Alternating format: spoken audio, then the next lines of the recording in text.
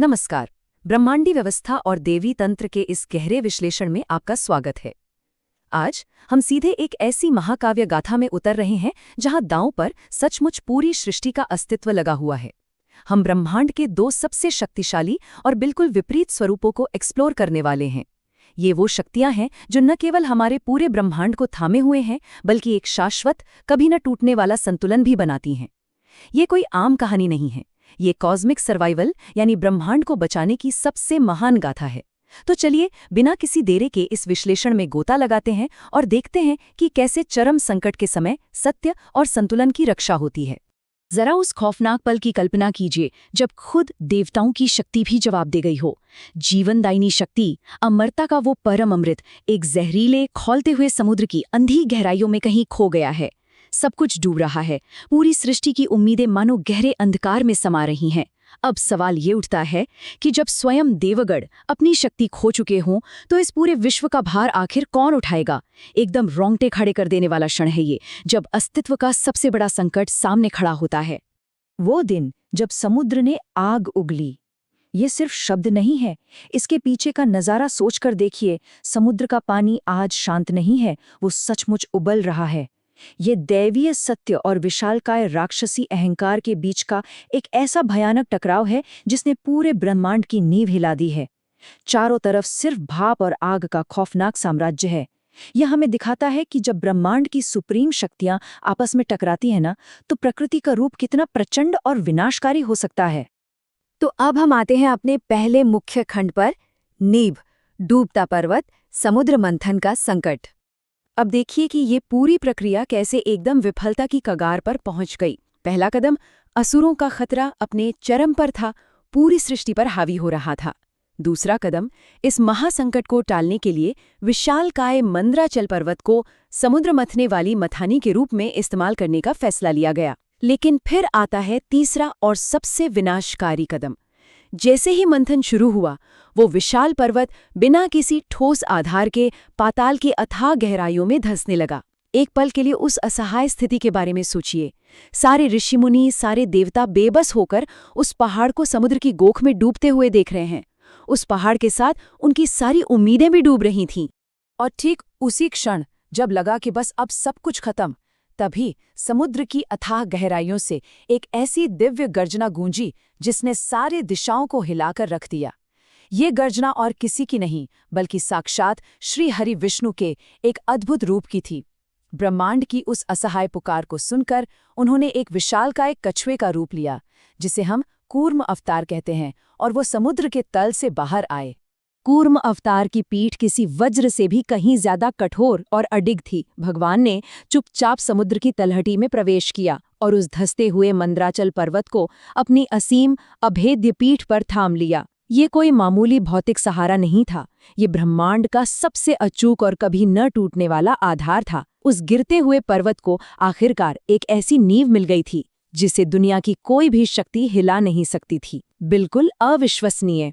चलिए देखते हैं कि इसके बाद क्या हुआ। भाग्य का घर्षण, ये विचार ही अपने आप में बहुत शक्तिशाली है। जब उस अजय और कठोर पीठ पर विशाल मंदराचल पर्वत ने घूमना शुरू किया, तो जरा सोचिए कैसी अद्भुत प्रतिक्रिया हुई होगी। उस महाघर्षण ने समुद्र के पानी को खौलाकर गरजती हुई भाप में बदल दिया। लेकिन सबसे कमाल की बात क्या थी? इस प्रचंड आग और घर्षण के बावजूद कोई विनाश नहीं हुआ। ये कोई विनाशकारी आग नहीं थी, बल्कि इस सृष्टि के पुनर्निर्माण की ऊर्जा थी। और ये सब केवल उस असीम स्थिरता के कारण ही संभव हो सका। और इतनी भयंकर स्थिरता का नतीजा क्या निकला? 14। जी हाँ, भगवान कूर्म की उस अजेय स्थिरता ने ही अंततः उस मंथन को सफल बनाया। उसी उबलते हुए समुद्र से एक एक करके 14 दिव्य रत्न बाहर आए, और अंत में अमरता का वो परम अमृत भी प्रकट हुआ। अगर वो धैर्यवान और स्थिर नींव वहां नहीं होती, तो ये 14 रत्न और हमारे ब्रह्मांड का संतुलन हमेशा हमेशा के लिए उसी अंधकार में खो जाते। अब हम इस विश्लेषण के दूसरे चरण की ओर बढ़ते हैं। शक्ति, समय को चीरना, अधर्म का विनाश। एक ऐसी शक्ति जो भ्रम और अहंकार को जड़ से उखाड़ फेंके। देखिए, एक समय ऐसा भी आया जब असुरों ने ऐसी मायावी शक्तियों का इस्तेमाल करना शुरू कर दिया जिनके आगे देवताओं के साधारण अस्त्र शस्त्र पूरी तरह से बेकार हो गए। मतलब किसी आम हथियार से तो अब काम चलने ही नहीं वाला था। ब्रह्मांड को एक ऐसी रचना की सख्त जरूरत थी जो सिर्फ शरीर पर ही वार न करे, बल्कि अधर्म को उसकी जड़ से मिटा दे, जो अहंकार और माया के उस पूरे जाल को ही भस्म कर दे। तो आखिर इस परम अस्त्र का निर्माण हुआ कैसे?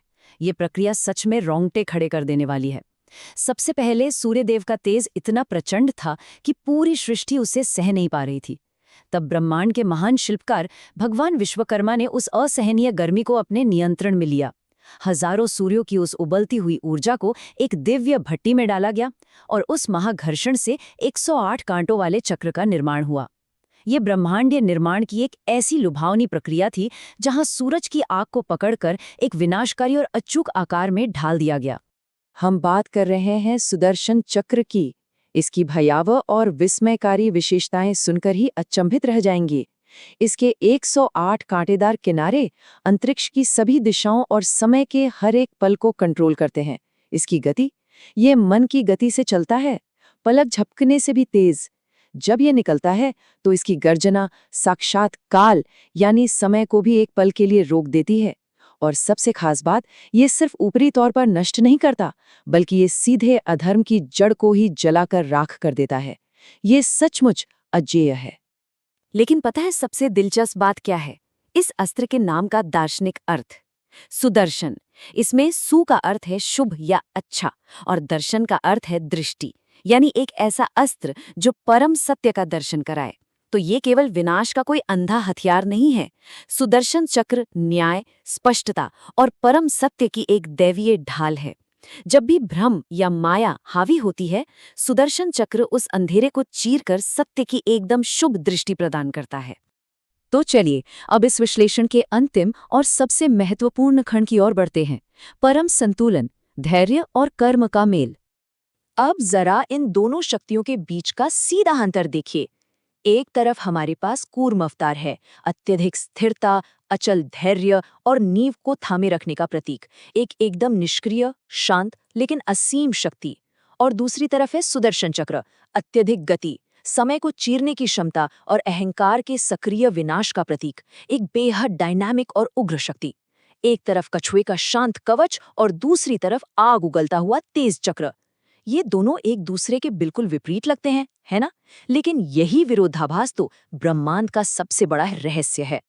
ये बात समझना बहुत जरूरी है कि सच्चे लचीलेपन यानी ट्रू रेजिलियंस के लिए धैर्य और कर्म दोनों की आवश्यकता होती है। हमारे जीवन रूपी उफनते समुद्र और उसके मंथन को पार करने के लिए हमें कछुए जैसी एक अडिग और धैर्यवान नींव चाहिए ही चाहिए। लेकिन जब अहंकार और भ्रम हमारे अस्तित्व पर सीधा हमला करें, तो सुदर्शन चक्र जैसी स्पष्टता और त्वरित प्रहार की भी उतनी ही जरूरत होती है। बिना एक मजबूत नींव के कोई भी प्रहार सफल नहीं हो सकता, और बिना सक्रिय कार्रवाई के सिर्फ नींव के सहारे अस्तित्व की रक्षा नहीं की जा सकती। इस पूरे विश्लेषण को हम एक बेहद शक्तिशाली आध्यात्मिक मंत्र के साथ समेटते हैं। ओम नमो भगवते वासुदेवाय। ये मंत्र केवल कुछ शब्द भर नहीं है, ये उसी परम सत्य और अचल धैर्य को एक नमन है जो हमारे अस्तित्व की इस अविनाशी नींव को बनाता है। ये हमें याद दिलाता है कि सत्य और धैर्य ही वो आधार हैं जिन पर पूरी सृष्टि टिकी है। हम इस प्रस्तुति का अंत एक बहुत ही गहरे सवाल के साथ कर रहे हैं। अस्तित्व के इस मथते हुए महासागर में क्या सच्चा संतुलन अचल धैर्य में मिलेगा या फिर सत्य के तीव्र प्रहार में? शायद इसका जवाब यह है कि हमें अपने भीतर इन दोनों ही ब्रह्मांडीय शक्तियों को जगाना होगा, कूर्म की वो असीम स्थिरता और सुदर्शन का वो प्रज्वलित तेज। इसी विचार के साथ हमारा आज का ये विश्लेषण यहीं समाप्त होता है। इस पर जरूर विचार कीजिएगा और ब्रह्मांड के इस महान संतुलन को अपने भीतर महसूस करें। धन्यवाद।